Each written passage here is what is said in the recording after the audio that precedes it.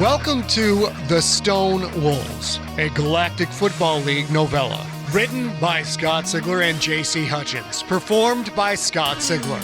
The Stone Wolves is also available as a Kindle ebook from Amazon.com or as a full-length audiobook from Audible.com. To find links for those items, go to scottsigler.com/The Stone Wolves, one word.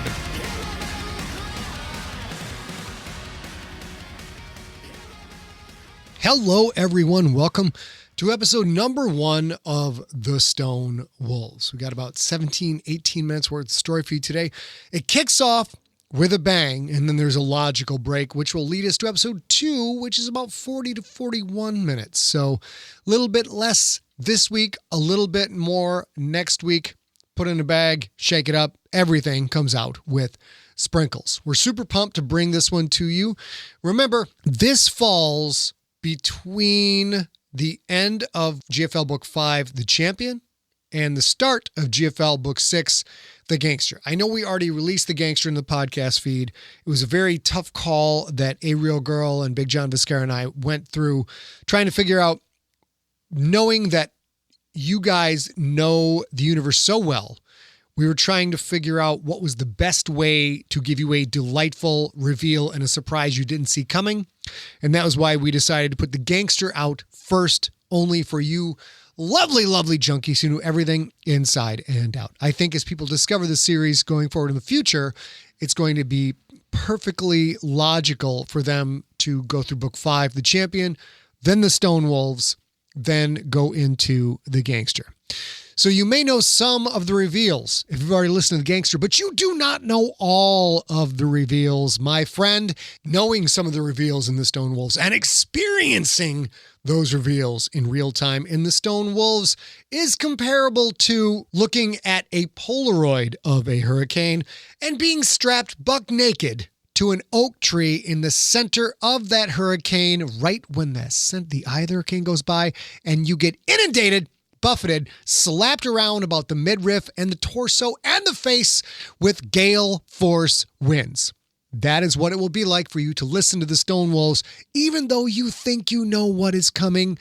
I assure you, gale force winds slapping your naked body is not something that you can prepare for. So here we go with episode number 1 of the Stone Wolves. Hope you guys dig it.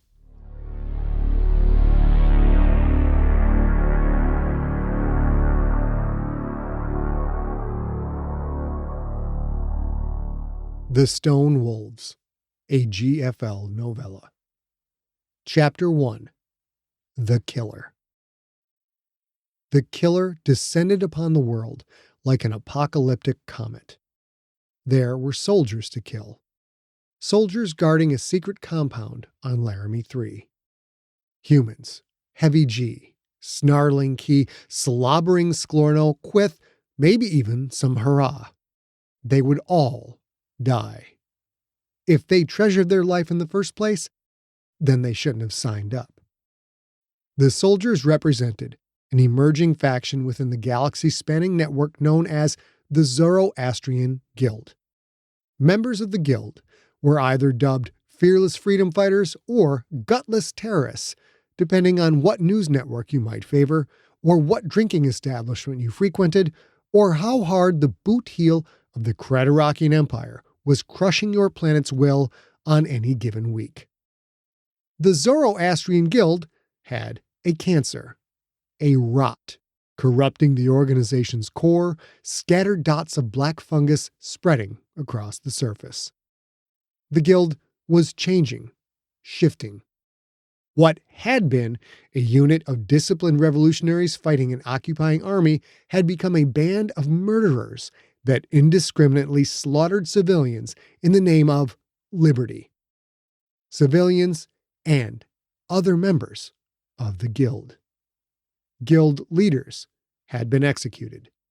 New leaders had emerged. Leaders with hidden agendas.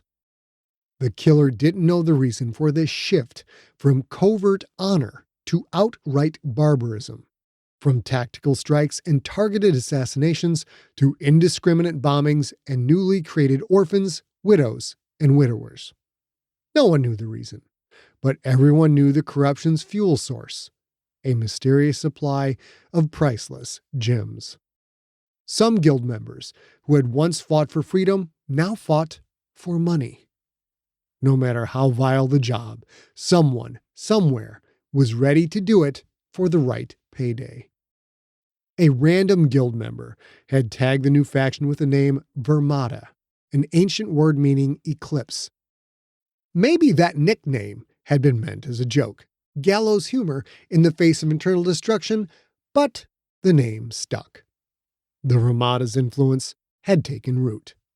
Those that tried to dig it out, more often than not, wound up dead. The killer was here to dig. He would see who wound up dead. His combat pod smashed into the planet's strip mine surface, dragging a fresh scar across rock and dirt. Combat landings weren't about a delicate touchdown.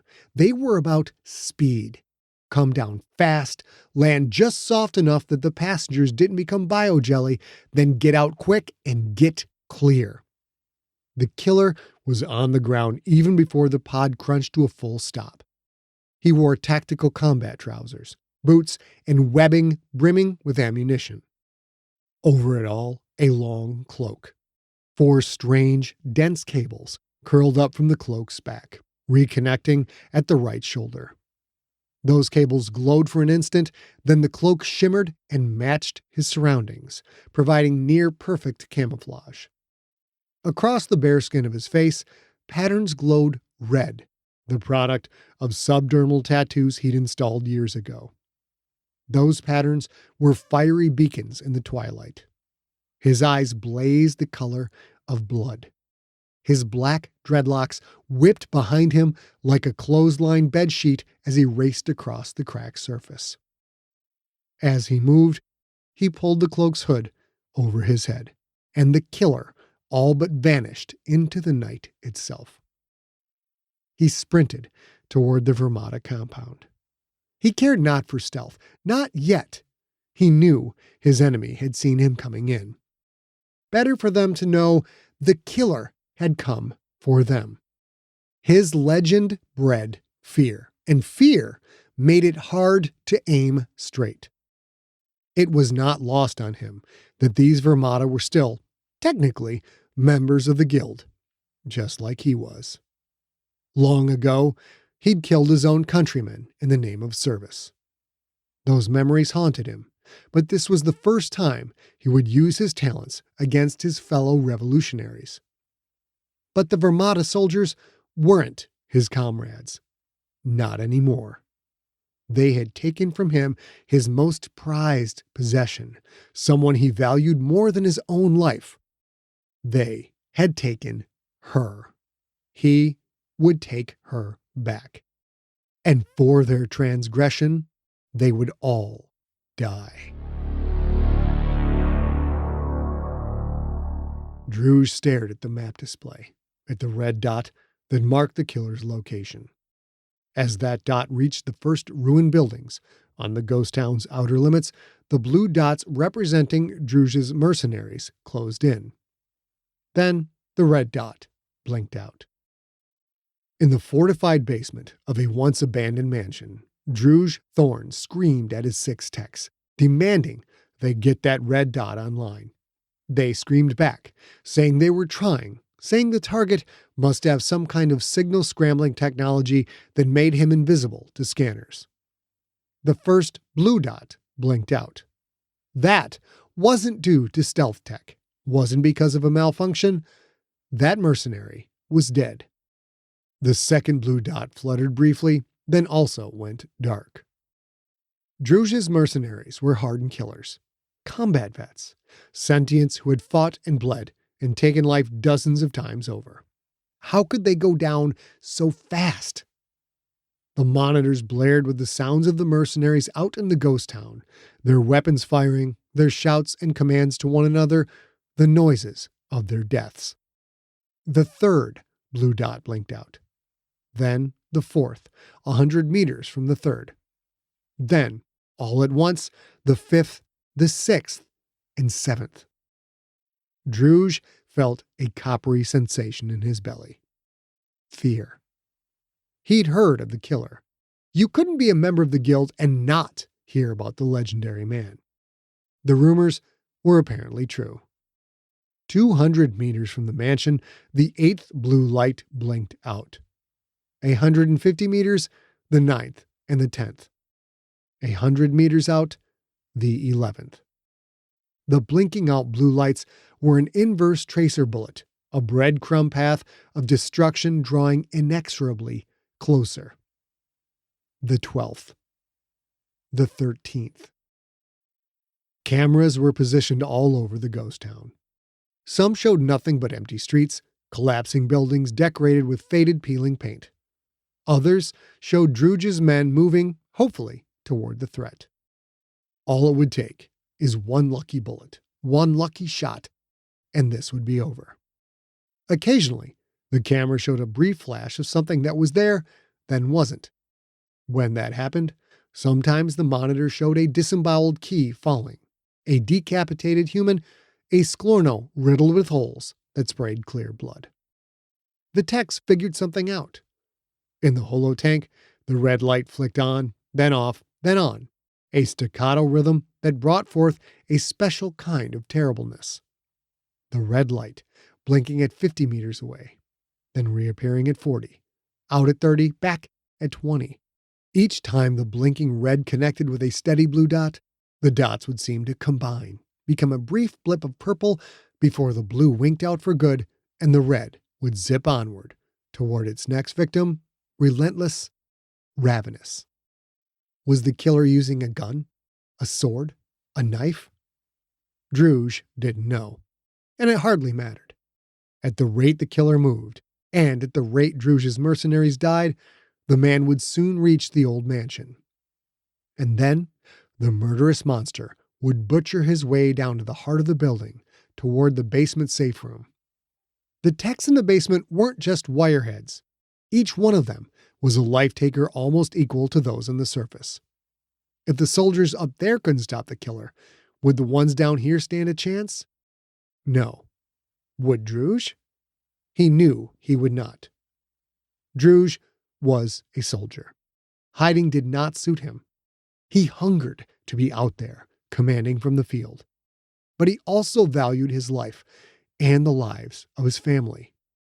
He needed his captive, his prize, the warrior goddess, the precious thing the killer had come for, to remain in custody for about 30 minutes more. She was in the next room, restrained.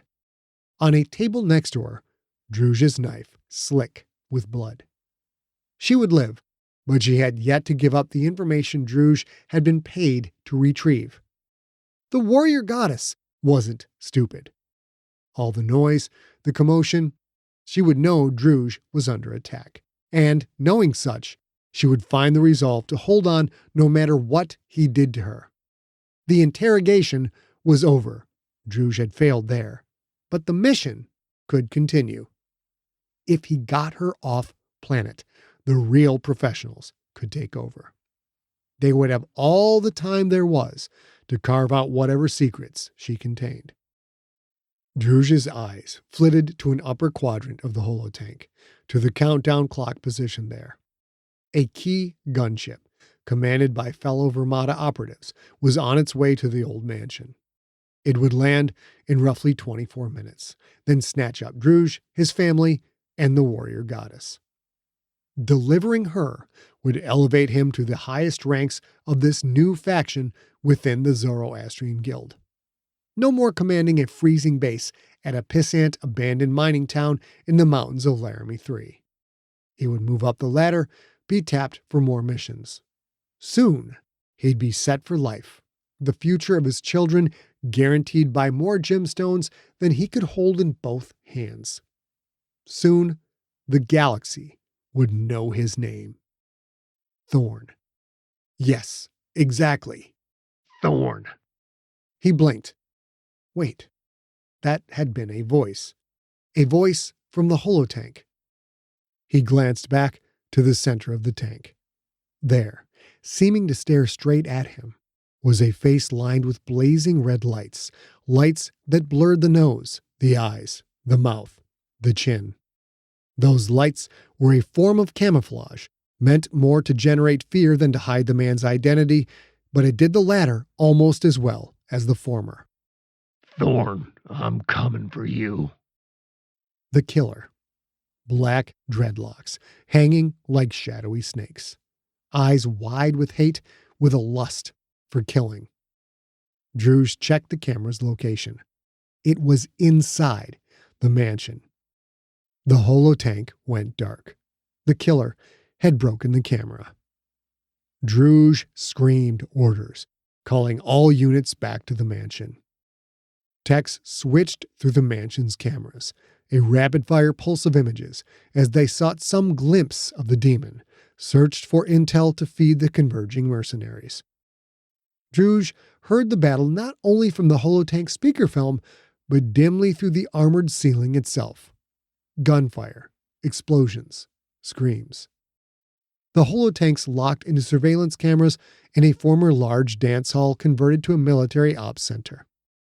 Machine gun fire roared from the speakerfilm as the killer smashed through a pair of 20-foot-tall wooden doors, crashed past dinged military crates and field gear.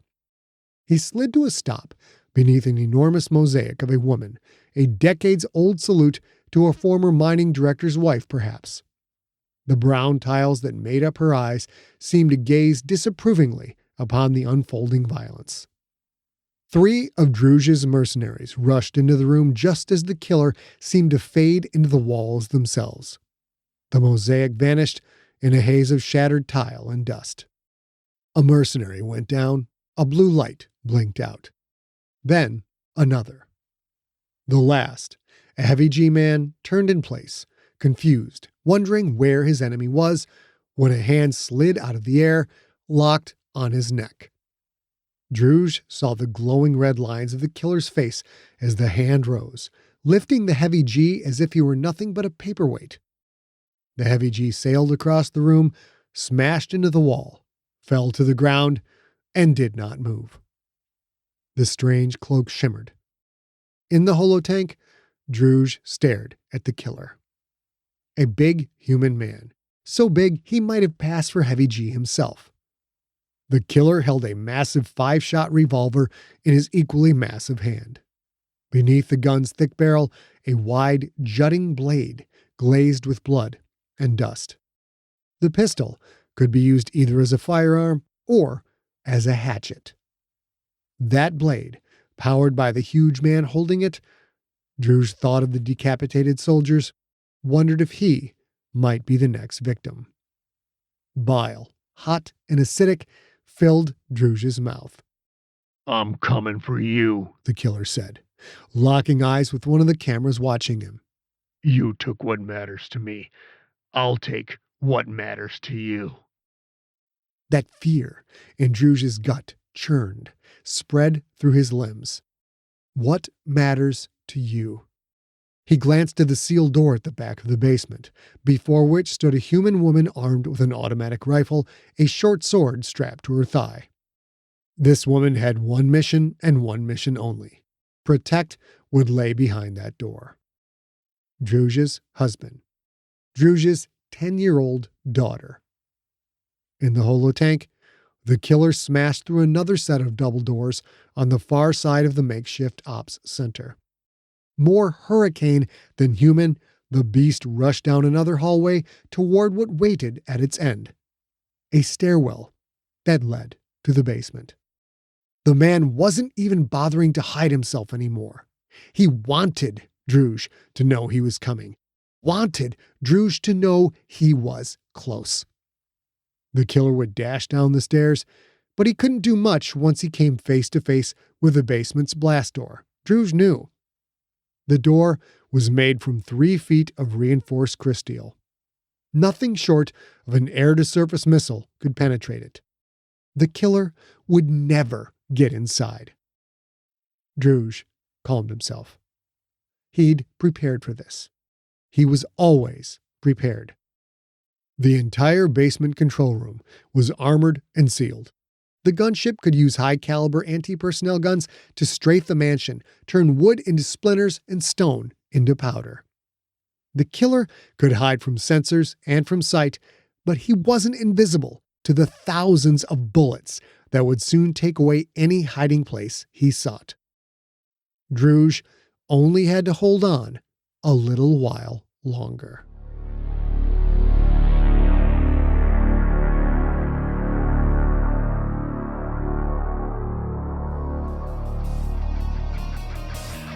You have been listening to The Stone Wolves, a GFL novella. Written by Scott Sigler and J.C. Hutchins, performed by Scott Sigler. Follow Scott on Twitter and at Instagram, where he is at Scott Sigler, and on Facebook at facebook.com/Scott Sigler. The Stone Wolves was directed by A. Sigler. Engineered by Steve Riekeberg. Copyright 2021 Empty Set Entertainment. Theme music is the song Battle Cry by the band Super Weapon.